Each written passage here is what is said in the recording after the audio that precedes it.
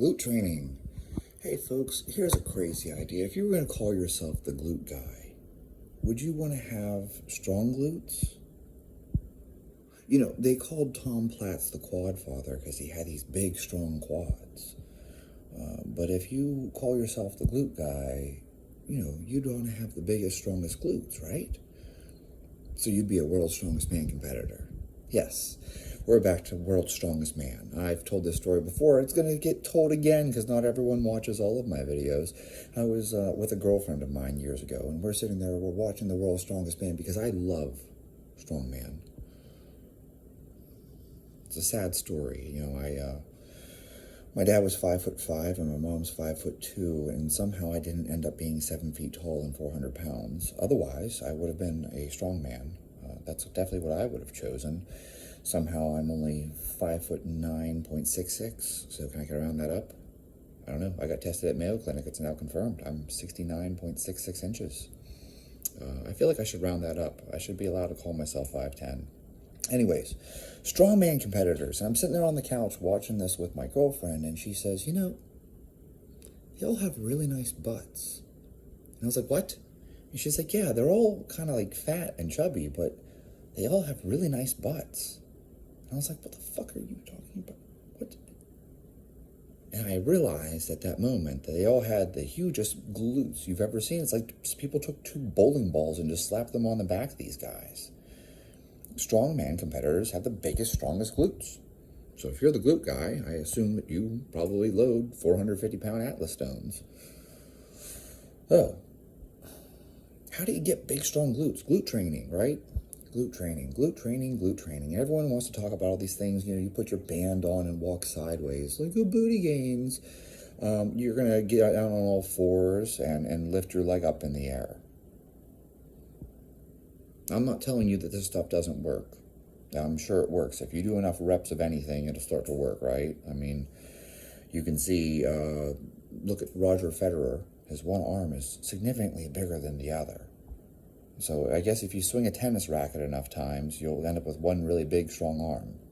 And so certainly, you could put the band around your knees and walk sideways, and you can do your hip thrust, and you can do your glute booty thing where you lift one leg up. But if you actually want to get big, strong glutes, okay, you're going to train like a strong man in a lot of ways. Now, not all that.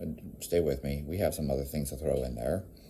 But high rep deadlifts, man, strongman competitors do tons of high rep deadlifts. Like, you know, everyone else likes to come into the gym and do a single because it feels good. You can put 455 pounds on the bar. Well, I mean, I can. That's my single. Double overhand, do this deadlift, right? And then it's like, oh, look, I put 455 pounds on the bar and I pulled it for a single and it feels good. Like, you feel good. There's few things in life that feel as rewarding as a really heavy deadlift because it makes you feel strong. You're like, look how much weight I put on this thing and I picked it up, and you get this big charge of energy and you just feel fucking good. You know what really sucks? Putting 225 pounds on the bar and then doing a set of 20, resting for a couple minutes and then doing another set of 20, resting for a couple minutes and then doing another set of 20. Humbling. It's humbling. In fact, forget the weights. You're going to put 50% of your 1 rep max on the bar. And you're going to do sets of 20. And it's going to hurt. It's going to feel uncomfortable. It's going to be shitty. You're not going to like it. And your glutes are going to light up. Your hamstrings are going to light up. It's not going to feel great. And that's going to be very effective for building your glutes. Good mornings. I hate them. Oh, I hate them. Oh, God. You know, no one hates good mornings as much as I do. I swear I hate them more than you do. But damn it if they don't work. So I do them anyways, but I hate every second of them. There's not a single time where I'm like, I have good mornings in my program and I want to do these. Oh. Although I will tell you, using a safety bar does make it significantly more comfortable. So if you find that it causes you pain because you have to put this bar on your neck kind of thing, using a safety squat bar, it's a good choice. RDLs, where you don't straighten your knee. Let me point that out again. You don't straighten your knee in an RDL. You guys can look it up. Niku Vlad, Jim Schmitz. The knee stays bent. You are reinforcing the power position of the clean. However, if you do really strict RDLs and you come all the way down, we're going to exaggerate our range of motion. Use less weight. You're going to feel your glutes. Dimmel deadlifts. Take 25% of your 1 rep max and 2 sets of 20. Dimmel deadlifts. Yep. That's one where you straighten your knee. Okay? So here we are talking about all these deadlift movements and hinging movements, right? That's okay. We're not done yet. Atlas stones. Man, I mean to tell you, when I trained with Elliot Hulse down in St. Pete, we had Atlas stones. We did the Atlas stones, and I have never felt my glutes that sore the next day after anything I've ever done. We did Atlas stones, and my first time ever doing Atlas stones, I will warn you right now, if you've never done Atlas stones, don't max out your Atlas stone. That's what I did. That's stupid, and that's not because of my glutes. It's because it tears your arms up. Dude, my arms were raw for like a week. I had no idea. That little bit of movement friction when the stones kind of slide in, it will take the skin off of your forearms. You've been warned. But in any case, doing Atlas stones, man, it just really built my glutes. I couldn't believe how much strength I had from Atlas stones. And you can mimic that with sandbags and stuff like that. You don't have to have Atlas stones. You can pick up kegs. That's another one. Kegs. Man, I started picking up heavy kegs and carrying them and throwing them overhead and all kinds of stuff like that. Dude, picking up odd objects like Atlas stones, sandbags, a heavy bag, like a punching bag, scoop that up off the ground, kegs, etc. Picking up heavy things off the ground. It's going to build your glutes.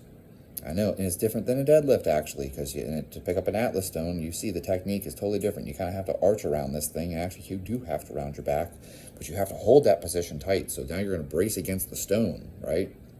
So it's not nearly as injurious as you would think it would be. You would think, oh, rounded back, I'm going to get injured. No, you're going to brace yourself and pull that stone into your torso, and it's going to be right up against you. That stone is now becoming this supportive piece for you. You are pulling that thing in as tight as you can, okay? Atlas stones. You're going to push a sled. You're going to prowler and push a prowler. I realize that that's not a that's not a strongman event. That's like a powerlifting thing. Like Louis Simmons came up with this, right? Well, guess what? Pushing a sled is really fucking effective. Hill sprints, also very, very effective. Okay? You get a steep hill and you run up that hill, you will feel your glutes light up. And your hamstrings. Be careful about your calves. That's a warning for you. If you've never done hill sprints before, don't just dive into them. You will hurt your calves. Pushing a prowler is a great one, especially if you're old like me and things hurt. You can push a prowler all day, and there's no eccentric part to this movement, and your joints like it, and actually it's pretty fucking safe, because if you put too much weight on the sled, guess what happens? Nothing. It doesn't move. And if you don't have a prowler, you can push your car. Push someone else's car. There you go. Problem solved. Staying solved. These are some things that you might want to do if you really want big glutes. And of course, back squats, front squats. I've actually known people who tore a glute doing front squats. So if you bury your front squat deep, yes, you will be training your glutes. Okay? Overhead squats, actually. People get real deep into that. If you're doing deep overhead squats like a snatch, you will feel your glutes light up. Okay, box squats, glutes, especially if you do a wide stance.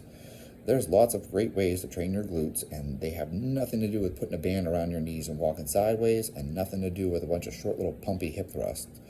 You want big, strong glutes? Train like a strong man. Train like a linebacker. You don't see a lot of linebackers with small butts. They don't have frog butt, or their legs just go into their back. You look at these running backs, they got big butts. Sprinters, big butts. Strongman competitors, big butts. I think it was Paul Anderson who said the guy with the biggest butt moves the biggest weights. So there you guys have it. There's glute training 101 for you. Those are the things that are truly effective. Don't waste your time putting a rubber band around your legs walking sideways. You're going to have to do 1,000 reps of that. You will not have to do 1,000 reps of picking up a 400-pound stone, though. No, you won't.